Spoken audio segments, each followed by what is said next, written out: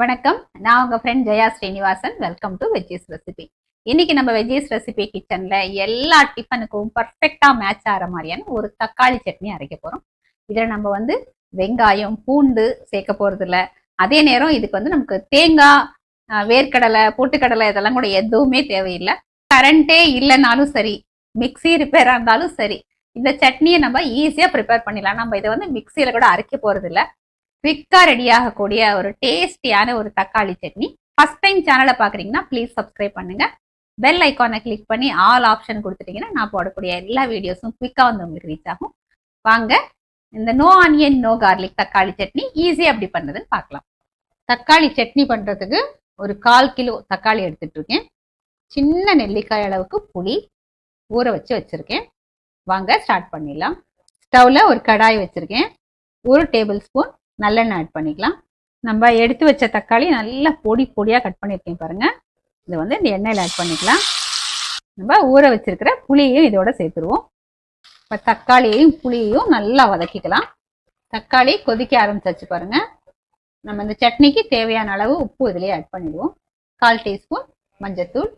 உப்பும் மஞ்சத்தூளும் நம்ம சேர்க்கறதுனால தக்காளி சீக்கிரம் வதங்கிடும். பச்சை வாசனை போகிற வரைக்கும் நம்ம நல்லா வதக்கிக்கணும். நடுவில் இந்த மாதிரி நல்லா மிக்ஸ் பண்ணி விட்டுக்கணும். தக்காளி பாருங்க பச்சை வாசனை போக நல்லா வதங்கியாச்சு.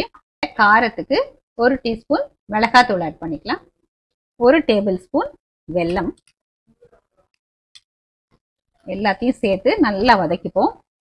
மிளகாய் தூளோட பச்சை வாசனை போக நம்ம நல்லா வதக்கணும். சட்னி ரொம்ப ட்ரையா இருந்தது அப்படின்னா நம்ம கொஞ்சம் தண்ணி கூட ஆட் பண்ணிக்கலாம். மிளகாத்தூளோட பச்சை வாசனை போக நல்லா வதக்கியாச்சு. இந்த சட்னி நம்ம இப்படியே சர்வ் பண்ணணும் அப்படின்னாலும் பண்ணிக்கலாம். இல்லைன்னா ஒரு கரண்டியாலேயோ இந்த மாதிரி மேஷராலேயோ கொஞ்சம் நல்லா அப்படி மேஷ் பண்ணியும் விட்டுக்கலாம். இந்த மேஷ் பண்ணிட்டோம்னா அந்த கன்சிஸ்டன்சி நல்லா இருக்கும். நல்லா மேஷர் வச்சு நல்லா மேஷ் பண்ணியாச்சு. ஃப்ரெஷ்ஷாக கட் பண்ணியிருக்க கொத்தமல்லி கொஞ்சம் சேர்த்துக்கலாம். கொஞ்சம் தண்ணி ஆட் பண்ணி இந்த கன்சிஸ்டன்சியை பர்ஃபெக்டாக நமக்கு எப்படி வேணுமோ அப்படி பண்ணிக்கலாம். நல்லா மிக்ஸ் பண்ணிடுவோம். இப்போ சட்னியோட கன்சிஸ்டன்சி பாருங்க கரெக்டா இருக்கு. நமக்கு இன்னும் தண்ணியா வேணும் அப்படின்னா கூட இன்னும் கொஞ்சம் தண்ணி கூட நம்ம ஆட் பண்ணிக்கலாம். லேசா ஒரு கொதி வந்தாச்சு. இது வேற சர்விங் பவுலுக்கு நம்ம மாத்திக்கலாம். ஸ்டவ்ல தாளிக்கிற கரண்டி வச்சிருக்கேன். 1 டேபிள் ஸ்பூன் ஆயில் ஆட் பண்ணிக்கலாம். எண்ணெய் சூடானதும் 1 டீஸ்பூன் கடுகு ஆட் பண்ணிக்கலாம். கடுகு வெடிச்சதும் 1 டீஸ்பூன் உளுத்தம்பருப்பு ஆட் பண்ணிக்கலாம். 1/4 டீஸ்பூன் ஜீரகம், கொஞ்சம் கருவேப்பிலை, 1/4 டீஸ்பூன் பெருங்காயத்தூள் ஆட் பண்ணிக்கலாம்.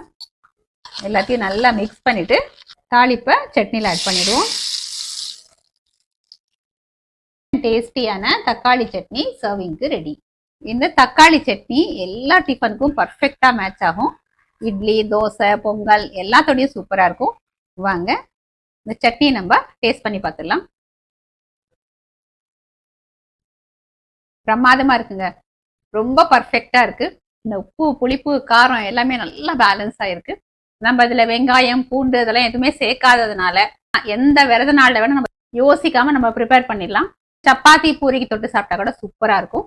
இந்த நோ ஆனியன் நோ கார்லிக் தக்காளி சட்னியை இதே மாதிரி நீங்க ப்ரிப்பேர் பண்ணி பாருங்க. எப்படி வந்ததுன்னு கமெண்ட்ல சொல்லுங்க. லைக் பண்ணுங்க, உங்க ஃப்ரெண்ட்ஸ் அண்ட் ஃபேமிலியோட ஷேர் பண்ணுங்க. புது ரெசிபியோட நாளைக்கு நான் உங்களை மீட் பண்றேன். தேங்க்ஸ் ஃபார் வாட்சிங்.